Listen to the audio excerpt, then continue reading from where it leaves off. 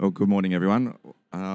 Welcome to our safe travel session that ATEC are going to talk to us a little about. My name's Lee Sorensen from Tourism Australia, from the industry area, and I'm pleased to be here with one of our very great industry association partners, the Australian Tourism Export Council, and I'm going to introduce Jessica Keane, who's the Industry Development and Capability Manager, who's going to talk about the Safe Travels COVID-ready stamp and accreditation, or everything that involves. Not accreditation really, is it, Peter? But certification. Sorry, that was the word. That was the word I was looking for. Certification. To let you know what that's all about. As many of you are aware, and I know we certainly are at TA, we get asked almost every day, you know, how is Australia going to be COVID ready when international visitors do come back? So this is a great initiative by ATEC, working with the World Tourism Travel Council, WTTC, in adopting their Safe Travels certification. So I'll hand over to Jess, who'll talk to you a little more about that. Thanks, Lee. Thank you, everyone, and welcome to the session this morning. Great segue in. When COVID broke last year, we were, well, catch. Thank you very much. I'm mic'd, so I don't need my mic. I'm going to pass that to you, Deb. There you go. When COVID broke last year, we all went into lockdown, and then when the borders started to open for the domestic travel, I think it was around April last year, the industry came to us and said, you know, what do we do to open safely? How do we open safely? At that point, there were no regulations in place and no training or practices, because everyone was running so fast trying to get their compliance done. So we went in and worked with the NIAA, which was the national guidelines, and we adapted that for tourism. And that was a training program called COVID Ready. In the meantime, after that, obviously, you all have your state compliance that you need to abide by, and that came in all sort of concurrently. But the training we put together really fits well for any national organisation like ITOs or tour operators that don't necessarily fit in one state jurisdiction. So that was the training program. That's sort of the background of where it came from. So as ATEC, we worked with the industry, did industry advisory groups on sectors and developed this training. So after that, we then approached the World Travel Tourism Corporation and spoke to them about a global recognition, which is the WTTC stamp.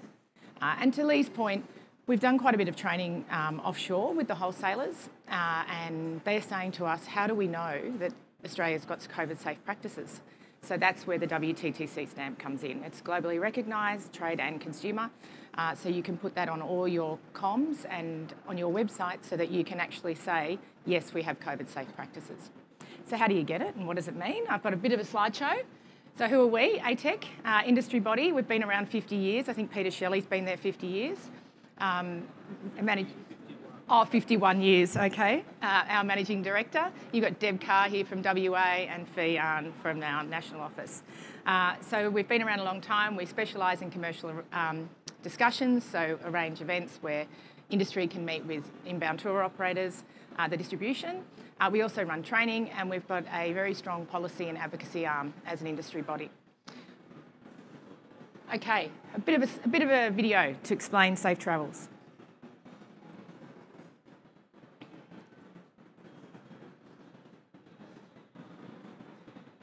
Can you hear that?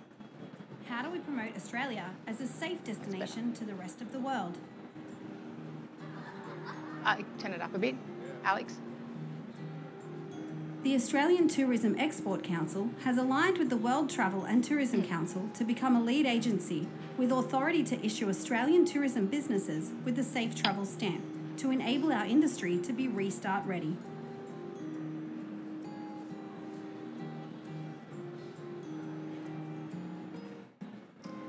The Safe Travel stamp was created for travellers to recognise destinations and businesses around the world which have adopted the Safe Travels Health and Hygiene Global Standardised Protocols.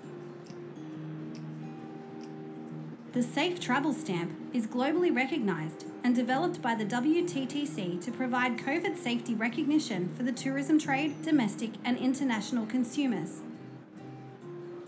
It encourages both consumers and tourism trade to book Australian tourism businesses displaying the Safe Travel stamp with confidence.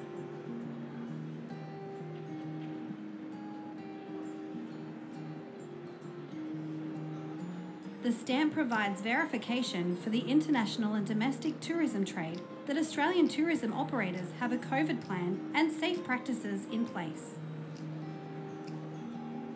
If you have a COVID plan in place for your business, you can obtain the globally recognised Safe Travel stamp by registering to the Tourism Trade Checklist and uploading your COVID safe plan.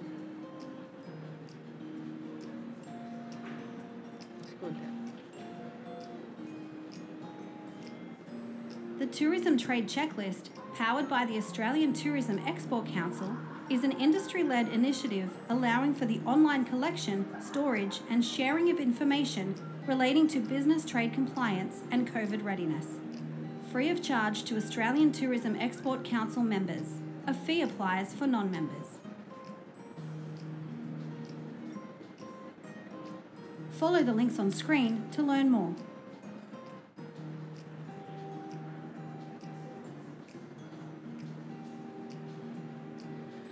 So I'll go into the tourism trade checklist now. So to actually obtain, so all of you will have your own COVID plan in place to be operating. And so basically, if you go onto checklists and you register, you can load your plan up. And this is where it works really well with the trade, offshore and domestic, in that they can actually go on and log on and look at your plan.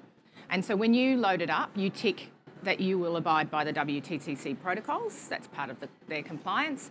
And then you tick that, you load up your plan, and then the trade can go on and actually see that you've got COVID practices in place. So it's a really good way, especially when we start opening up again to international, to give the trade some confidence that we are practicing COVID safe practices so when the consumer returns. I do have a special guest, and she's travelled all the way from Perth, Deb Carr. Can you talk to us a little bit about your membership and the COVID safe practices and what you think it might mean to some of the businesses that are based in Perth, WA? Good morning, everyone.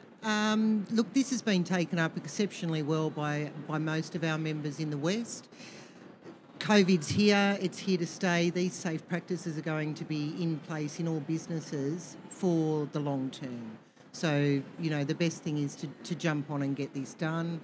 Any person looking to work in that trade space, and even from a consumer point of view, they actually require and demand that you have got these COVID safe practices in place. And by having the ATEC safe travel, it actually confirms to all of trade that it is actually badged as safe to come and stay with you. So it bodes very well for ATEC, because we already have the health and safety checklist, which if you're in the EU, they actually demand that you actually have to tick all of those boxes. So it's just another form of certification and blue chip badging to your business that it's actually good practice, safe practice, and will allow trade to feel very comfortable in booking your product and ensuring that their guests are going to have a safe visit. Thanks, Deb. And I think that's, when you said exactly that, it does give the operators and the trade confidence to know that we have COVID safe practices in place here in Australia. And by badging, it's globally recognised. So it's transferable across the globe. So, and we have made it so it's not duplication. So we did create the COVID Ready training as a mechanism when we initially were opening up. But if you have a COVID safe plan that's compliance within your state, that can be loaded up as well. So any of the COVID safe plans that you have in place can be loaded up and viewed by the trade. Does anyone have any questions? No? Well, that concludes our session this morning. Thanks for joining us. Oh, we do. We do have a question. No, just a question just about how can we communicate this to the trade? Like, how are the trade getting the view? Question. Okay. Sorry, just a question. It'll be interesting for everybody. This is a great program. It's very powerful, but the most power will be in the trade adopting it, international trade adopting it. So, how are we informing the trade of this, and therefore directing them to the database? So the work we're doing with Tourism Australia Offshore is really actually communicating that. We're presenting next week for ATE21 as a part of that on the COVID training and the recognition of the badging. And we did Marketplace last year with TA as well. So the international trade are looking for it. I think we did every market, didn't we, We did leave every market with all the wholesalers, so they're now going to be looking for this as a part of the badging when the consumers start to come back.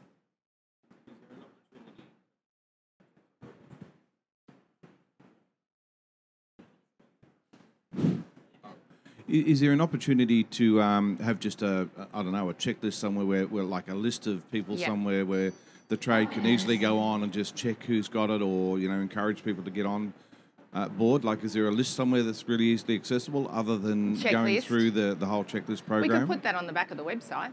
Yeah, maybe a simple web page of some type, so it's really easy to access that sort of information. That's a good idea. Rather than going through a password-protected routine and in and out and everything like that. A quick stop. Just a one-stop shop of who's got the badge basically. So here at ATE, we're actually displaying it. So any member or non-member of ATEC, you can get your badge if you're a member, but you can also get your safe travels. And it's an extensive list because Fee's distributing the stickers while we're here at ATE, and it's an extensive list. So it's a good idea because when we pulled the list 2 or 3 days ago, it's really worth having a look through it. So we'll put it on the corporate website.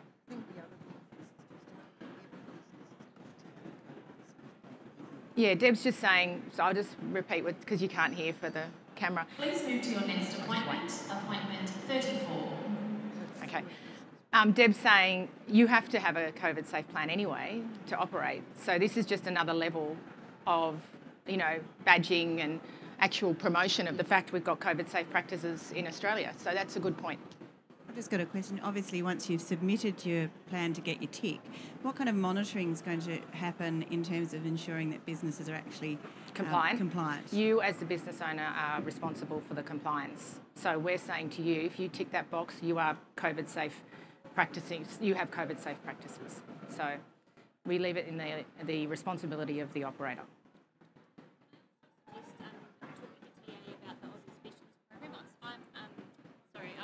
Stacey from ATEC in New Zealand. Yep. We can utilise the ASP program in New Zealand to get the knowledge of the Safe Travels badges out there to them as well. Yeah, that's a good idea. We did Aussie Specialists very early on. I think it was September last year. I did a presentation to the UK Aussie Specialists and showed them the badge and how it, what they need to look for. And they were very receptive. But I think you're right, we could actually look at other markets with the ASPs. We're definitely seeing a lot of hesitancy from the New Zealand travellers to travel for a holiday, and so I think something like this would really encourage the trade to be able to sell it easier to their clients as well. We work with Tech NZ as well. Yeah, so we might chat to Linda and... No, they won't, but it's more just to let them know that we're going to start communicating that through the trade. It's good. Got two key trade media publications. That would be another one. I'm sure they would be happy to push this out through their channels too. That would be great. Okay, can I catch up with you afterwards? Okay, good. Any other questions? I think just for point of clarification, it was a good question from Jill, but it's the uploading of what we were challenged by as an industry when this was being developed is there was COVID plans that were really not COVID plans at all. They're like one page. And really not adequate enough, really not aligned with the expectations, and different industry groups have different approaches, and so we wanted to provide a benchmark standard, and these plans, I wouldn't consider them to be fully assessed or reviewed formally, but they must comply with the key criteria, and that assessment is undertaken. Then the ongoing compliance is, as you say, Jess, up to the individual businesses to do that, and they do a stat deck to say that they will be. And the difference between us is that ours is a risk assessment. So we didn't go down a compliance in that, because that's safe work. Each state has safe work compliance that you have to abide by. Ours is risk. So we're assessing the risk, and you as a business are assessing your own risk to operate in our COVID training, that is. Yeah. Well, thank you, everyone. Thanks for joining me this morning.